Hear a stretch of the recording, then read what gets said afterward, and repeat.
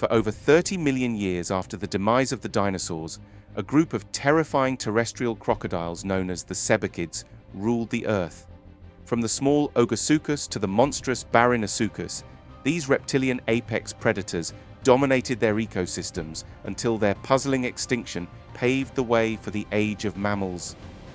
The age of the dinosaurs came to a catastrophic end 66 million years ago, when a massive asteroid impact triggered a global extinction event that wiped out these mighty reptiles. In the aftermath of this extinction, a new group of predators emerged to take their place at the top of the food chain. But these were not mammals, as many people might assume. Rather, they were a group of terrestrial crocodiles known as the cebacids. The cebacids were a diverse and fascinating group of animals that originated in the early Paleocene epoch, just a few million years after the demise of the dinosaurs. They belong to a larger group known as the crocodilomorphs, which includes modern crocodiles and alligators, as well as a variety of extinct forms. What set the cebacids apart was their fully terrestrial lifestyle. Unlike modern crocodiles, which are semi-aquatic, the cebacids had long, muscular legs and compact bodies adapted for a life on land. The story of the cebacids is a prime example of how life can rebound and adapt in the face of even the most devastating events. In the early days of the Paleocene, the world was a very different place than it had been in the time of the dinosaurs.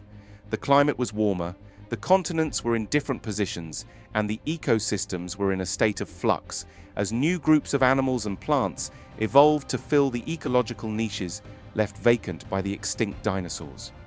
It was in this context that the cebacids first appeared. The earliest known member of the group, a small creature known as Ogasuchus, lived in what is now Spain around 67.7 million years ago, in the final days of the Cretaceous period. Ogasuchus was tiny by crocodile standards, measuring only about 1.09 meter long and weighing around 20 pounds. It likely fed on small prey like mammals, lizards, and baby dinosaurs. But the world of Ogasuchus was about to change drastically. When the asteroid struck at the end of the Cretaceous, it unleashed a global cataclysm that killed off an estimated 75% of all species on Earth. The non-avian dinosaurs, which had dominated terrestrial ecosystems for over 150 million years, were completely wiped out. Many other groups, from marine reptiles to flying pterosaurs, also went extinct. Somehow, the ancestors of the cebacids were among the few large predators to survive this mass extinction event. This was likely due to a combination of factors. For one, their small size, Ogasuchus and its kin were much smaller than the giant dinosaurs, may have allowed them to survive on less food in the lean years after the impact. Additionally, like modern crocodiles, the early cebacids may have had slow metabolisms that allowed them to endure long periods without eating. The cebacids not only survived the end Cretaceous extinction, but thrived in its aftermath. In the early Paleocene, they rapidly diversified and spread across the globe. By around 63 million years ago, cebacids like Zulmasuchus from Bolivia had already reached sizes up to 3 times that of Ogasuchus. These creatures were now the top predators in many terrestrial ecosystems, feeding on the mammals and birds that were also evolving and spreading in the post-dinosaur world. As the Paleocene progressed, the cebacids continued to grow larger and more impressive. By around 59 million years ago, some had reached truly monstrous sizes, rivaling the great theropod dinosaurs of the Mesozoic in length and weight. One of the best known of these giants was Barinasuchus, a massive predator from the Middle Eocene of South America. Barinasuchus was a creature that would have been right at home in a science fiction movie. Measuring up to 10 meters long, though more conservative estimates put it at around 6 meters, and weighing up to 1,720 kilograms, or nearly 2 tons, it was one of the largest terrestrial predators to have lived since the time of Tyrannosaurus rex. Its skull alone could reach over a meter in length, armed with powerful jaws and serrated, blade-like teeth. Like other cebacids, Barinasuchus had a body built for speed and power.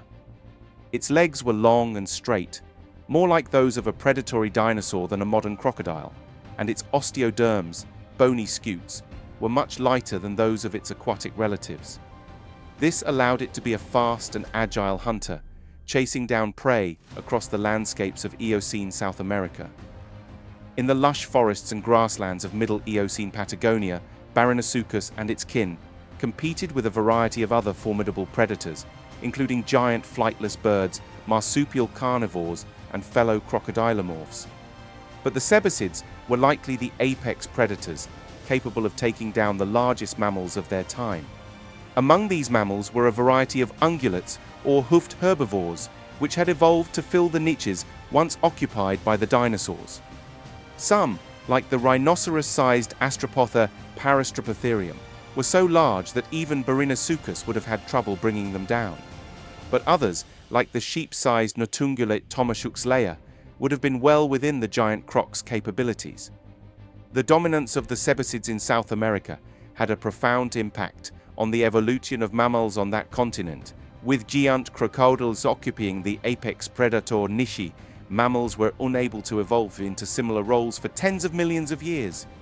Only after the Sebasids finally went extinct in the late Miocene, around 11 million years ago, were mammalian predators able to reach massive sizes in South America.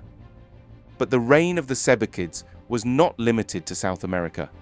These remarkable reptiles also spread to other parts of the world during the Paleogene period, including Europe, Africa, and North America.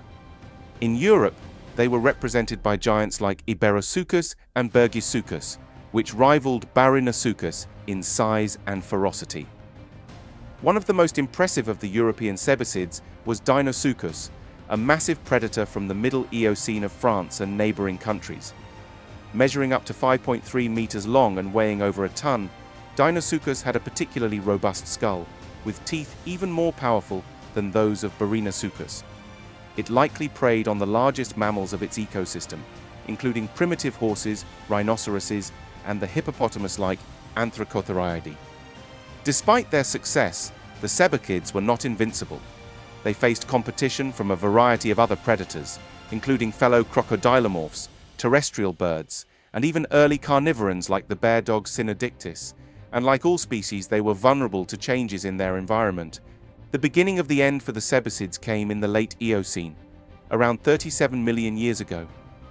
At this time, the global climate began to cool and dry, leading to the gradual disappearance of the lush forests that had once covered much of the planet.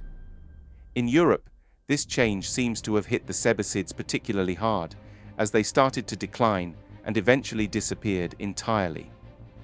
The last known European Sebasid, Dinosaurus, went extinct around this time. In South America, the Sebasids held on longer, but they too eventually succumbed to changing environmental conditions. The final blow came in the late Miocene, around 11 million years ago, when the Andes Mountains began to rise rapidly due to the subduction of the Nazca tectonic plate.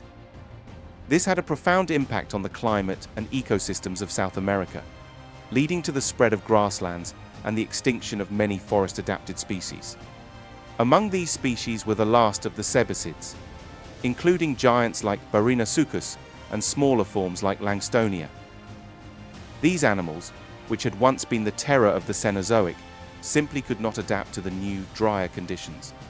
They gradually declined and finally disappeared, leaving the world to the mammals and birds that had evolved to fill their ecological niches. Today, the Sebasids are long gone, but they remain one of the most fascinating chapters in the long and complex history of the crocodiles. Their story is one of resilience, adaptation, and ultimate tragedy, played out over tens of millions of years in the wake of one of the greatest catastrophes in Earth's history. In the devastated world of the early Cenozoic, a group of small, unremarkable crocodiles found themselves in the right place at the right time to seize the throne of the dinosaurs. They evolved into a dizzying variety of forms, from tiny marsh dwellers to massive land-based predators, and for a brief time, they ruled the Earth. But the Sebasids also remind us of the fragility of even the most successful species. Like the dinosaurs before them, they were ultimately undone by forces beyond their control, victims of a changing world that they could not adapt to. Their rise and fall are evidence of the ever-changing nature of life on Earth.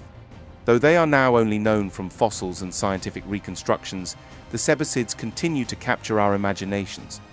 They are a reminder of a time when the world was a very different place, when reptiles rather than mammals reigned supreme. They are a fascinating case study of how life can rebound and thrive even in the face of the most catastrophic events. That marks the end of this video. Make sure to like, comment, and subscribe to Jurassic Depths for more videos like this.